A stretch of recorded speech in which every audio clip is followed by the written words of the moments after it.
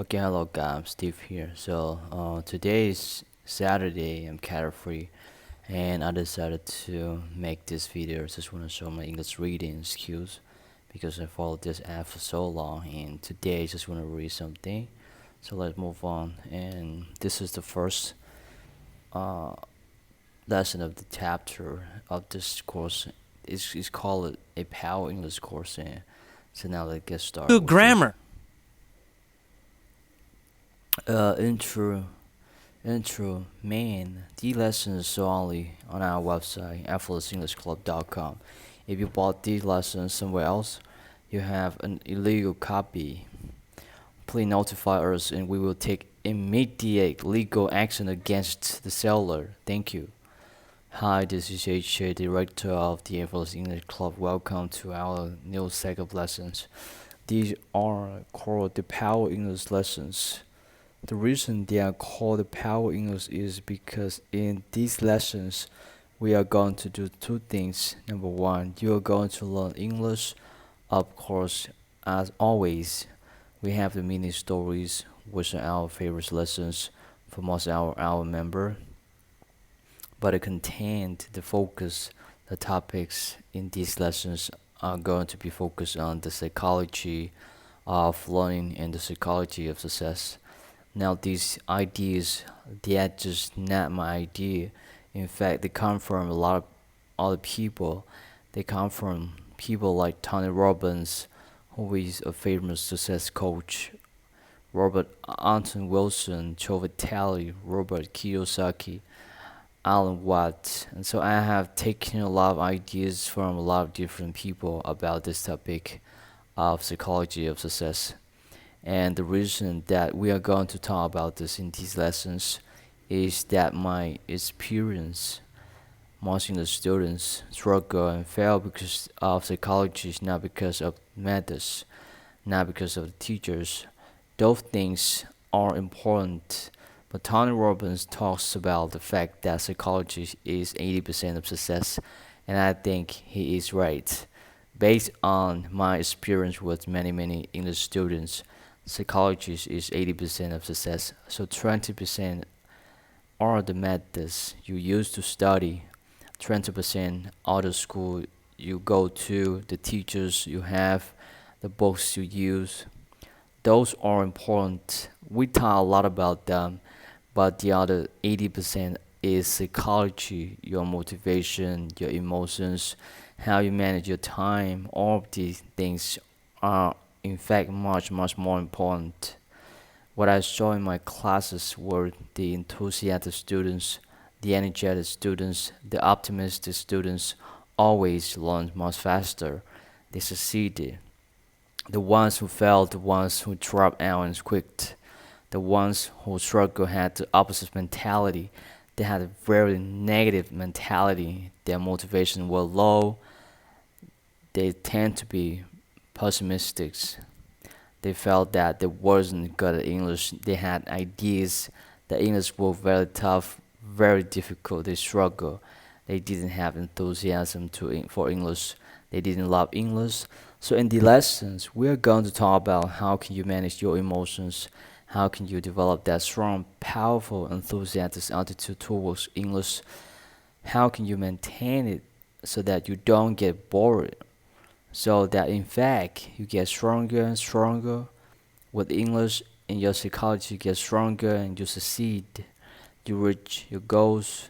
You speak fluently, effortlessly. So among teachers, English teachers, language teachers, the topic is called non-linguistic factors. Non-linguistic factors. So what non-linguistic factors means is things that are not related to language learning directly. When we talk about language learning research, when we talk about the best methods to you when you learn English, though on linguistic factors, right? They are related. They are related to the language. Non-linguistic factors mean not related to the language. This has nothing to do with English. It's more about psychology. Motivation, for example, is a non-linguistic factor. So all it really means just in emotional factors, and There are actually many research studies about this topic. Doctors referring crashing down in Los Angeles, probably again the expert in language acquisition and language learning, had done many studies, and he had also looked at many studies, and he's found that non-linguistic factors are equally, or in fact, more important than the linguistic factors to determine who is successful ultimately. What that means is that things like your emotion, things like your peer group, the community that you belong to, your feelings about English are as important or more important than the methods you're using to learn English. So, how are we going to do this? And how are we going to learn? Well, one of the things we have to do is create a daily English ritual. You need to engage your physiology. That means you need to engage your body. You need to engage and use your subconscious. That's how you start to affect your strengthening and your psychology. So we have to strengthen our psychology. What does that mean? Really, it means affecting your body and your mind at the same time so that you actually feel better, your emotions are happier while you are learning English. And I know this is the opposite of what you learned in school. You probably didn't feel very happy when you were sitting in your English classes, but when you are learning with effortless English, it is very important for you to feel happy, for your body to feel good, for your mind to feel good, for you to emotionally enjoy the process of learning English. Of course, it is just more fun. You are going to like it a lot better, but the other benefit is that you actually will learn faster, you will improve your grammar faster, you will improve your pronunciation faster. You'll remember vocabulary words better, longer, faster, and you feel good. So there is a very practical reason for doing this too.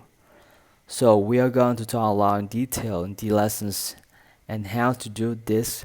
But just right now, during this introduction, let's talk a little about a daily plan, something you could do immediately. Right now, today, to start improving your success with English by changing your physiology, changing your psychology. So here is a little ritual, a little plan that you can follow every day to start improving, to start feeling better, and therefore improve your motivation and to learn English faster and faster and faster, better and better and better. And it is very simple. So the first thing you're going to do is when you get up in the morning, the first part of this plan, this daily plan, you want to get into a peak emotion state. Peak means top. For example, the top of the mountain, when we talk about the top of the mountain and the very top, we call it peak. So we are saying a peak emotion state means the top emotional state or top emotional feeling. It means you want to feel great, not just good. You want to feel really great. That is the first thing you need to do before you listen to any English lessons. Before you study, you want to first to be sure you feel great. How can you do it? Well, it's really easy. I recommend, for example, using music. I actually do this myself in the morning. Most mornings, I will put some great exciting music that I love, jump around, act like crazy person, and get myself feeling energetic and happy. Do that first before you listen. So move your body, smile. We are going to talk about this more in detail in later lessons. But just for now, every morning when you get up, first put on some music, some energetic, happy music that you like. Smile, move around. Do that for maybe 5 minutes or 10 minutes, and then you're feeling really great. Your body is moving. You feel like you have energy. You are happy, and then you start your English lessons. The first thing you want to listen is to the main article, the main audio. So the first thing is listen to the man talk, and You can read this as well at the first time. If you cannot understand easily, you can read the transcript and listen at the same time. Do this perhaps 2 times per day, starting with the main story and reading your dictionary if you need to look up new words. Next, listen to the vocabulary. So, in the vocabulary, again, I will discuss the meanings of some of the difficult words that I use. And again, you can read the transcript of that vocabulary lesson. There is always a transcript you can read if you can't understand my speaking. If I'm too fast, then read at the same time. It's okay. Next, you will listen to the mini story, and the mini story is the most important lesson. The mini story designed for deep learning. In the mini story, I'm going to ask a lot of very easy questions while I tell a story. In fact, I really ask the story. I don't tell the story. Why am I doing this? Student ask me. Why are the questions so easy? Well, the questions are supposed to be easy because I want you to answer fast and automatically. I want you to train your brain, teach your brain to answer very quickly. I don't want you to translate from your language to English or from English to your language. It's a bad habit. It will make you speak very slowly. And I want you to just answer quickly, automatically, very fast. So that is why I ask so many questions, like questions again and again and again. Very easy. Your job answer the question quickly. You can answer with the only 1 or 2 words. It's okay. Short answers are fine. You don't need to answer with a big long sentence. In fact, short is better. So that's the order you are going to follow. You are going to listen to the main article first, 1 or 2 times. You can read as well if you needed to. Then you are going to listen to the vocabulary 1 or 2 times a day, each day, and then finally you are going to listen to the mini story 1 or 2 times or more. You can also read the transcript for the mini story in the beginning. Now, another important point when you are listening to the lessons, do not study them. Don't struggle to memorize. Just relax and listen, if necessary.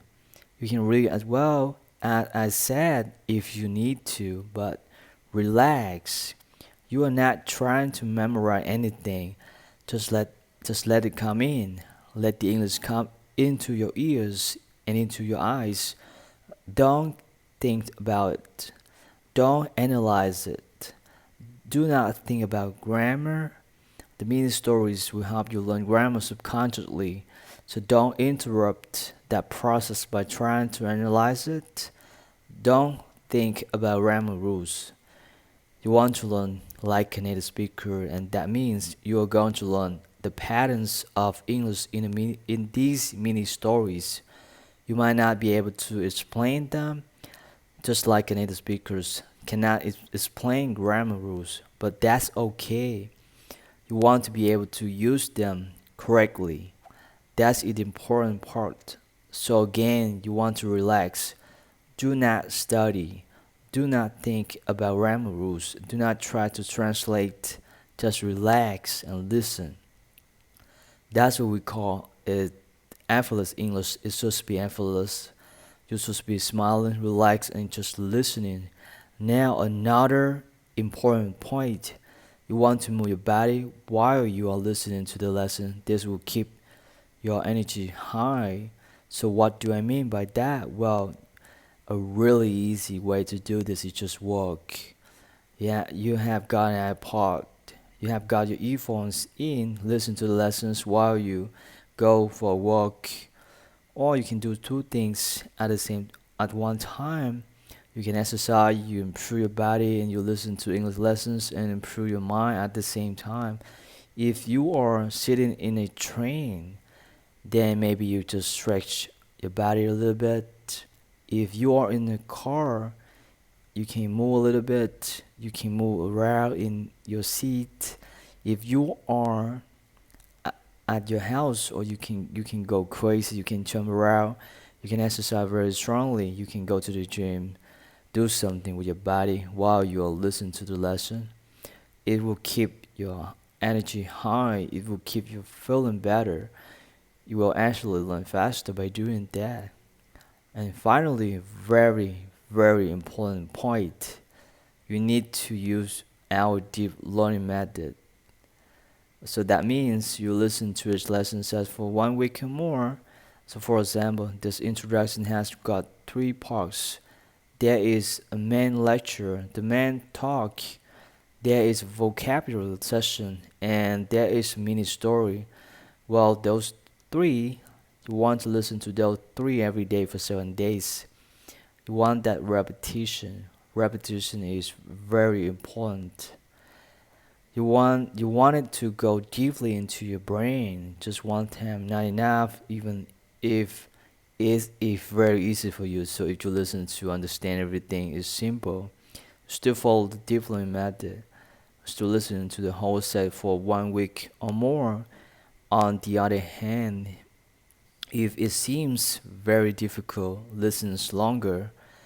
2 weeks is okay, doesn't matter. The point is you want to do very deeply into your brain, which means you want it you want it to be almost effortless. It's going to just go into your brain and eventually just come out without you thinking. That requires deep learning. It requires a lot of repetition. So that is kind of your basis plan for using these lessons. Again, first you are going to get into a peak state. You are going to get excited. You are going to jump around. You are going to listen to the music. You are going to feel great. Then you are going to listen to the main lecture, the audio 1 or 2 times, and then you are going to listen to the vocabulary 1 or 2 times, and then you're going to listen to the mini story 1 or 2, 3, 4, 5 times every day. And remember, relax, feel good, and enjoy the lessons while you listen. Okay, that is it for our main session for this introduction. Next is the vocabulary. Okay, guy, just want to finish here. Real long part of this main introduction. So, Steve again. Thank you and see you in the next part is vocabulary. Thanks again.